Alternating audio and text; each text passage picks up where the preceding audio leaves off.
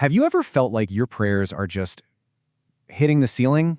Like you're putting your hopes into a divine vending machine, pressing the button and nothing comes out?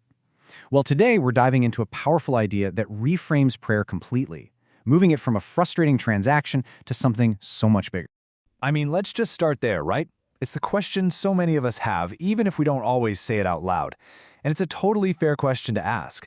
Because if prayer feels ineffective or just plain confusing, it's often because the way we've been taught to think about it, well, it might be missing a huge piece of the puzzle. Okay, so look at this. On the left, you've got the usual ways we think about prayer. It's a wish list we send up to God, or it's a kind of spiritual therapy to make us feel better. Or maybe it's a lever we're supposed to pull to get what we want. But the source material we're looking at today suggests a massive shift. Look at the right. Prayer as participation, as alignment, as a vocation.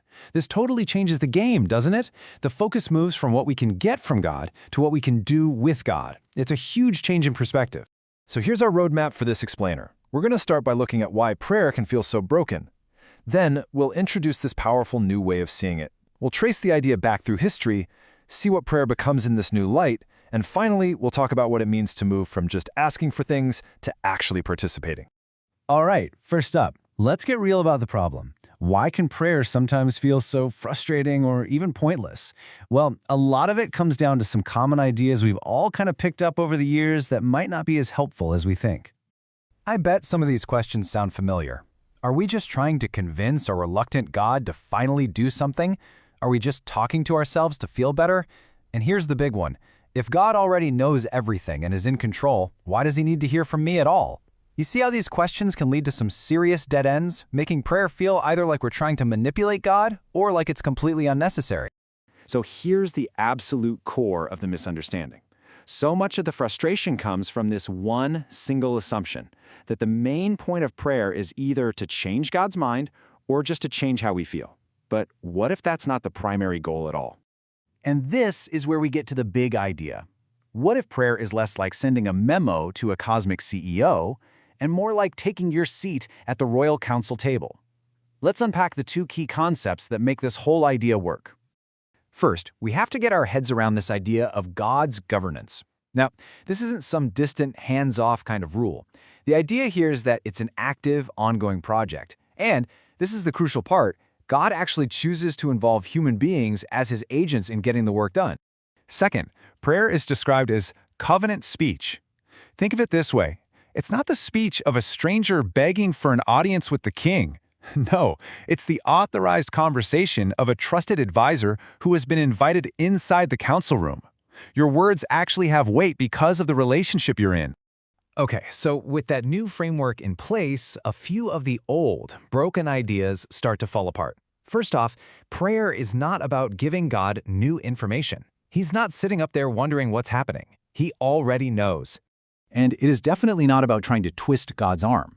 That whole picture of a reluctant God who we have to somehow persuade is just wrong. The perspective here is that he's the one who sent the invitation to the council meeting in the first place. This quote from the source material just nails it. It is speech from those invited to stand before him. It's all about access. It's about relationship. It's about the standing you have because you were invited in. Now, you might be thinking this all sounds pretty new or modern, but what's so wild is that when you look for it, you see this idea of participatory prayer woven through the entire biblical story, right from the very beginning. Just look at this progression. You see it way back with Abraham, who literally reasons with God based on God's own character and justice. Then you get to Moses, who pleads for his people based on God's own promises. He's acting like a true partner.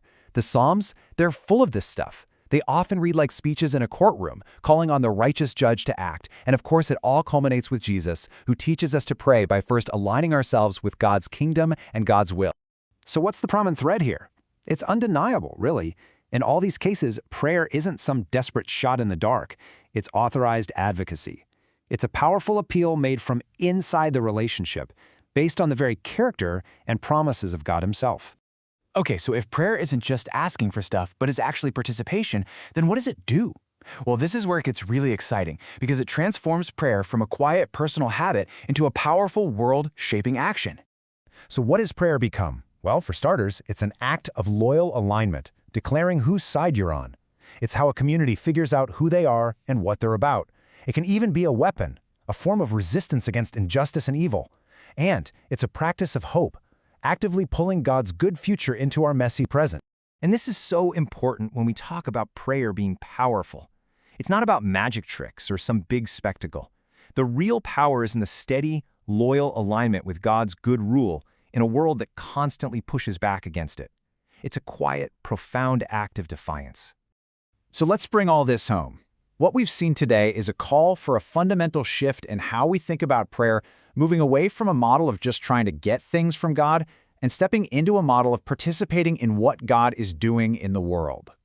And when that happens, the whole goal of prayer gets flipped on its head. It's no longer about trying to get God to sign off on our agenda. Instead, prayer becomes the main way we learn to align our own desires, our hopes, and our plans with His good and perfect reign. And that leaves us with this final, challenging thought. What if we've had it backwards all along?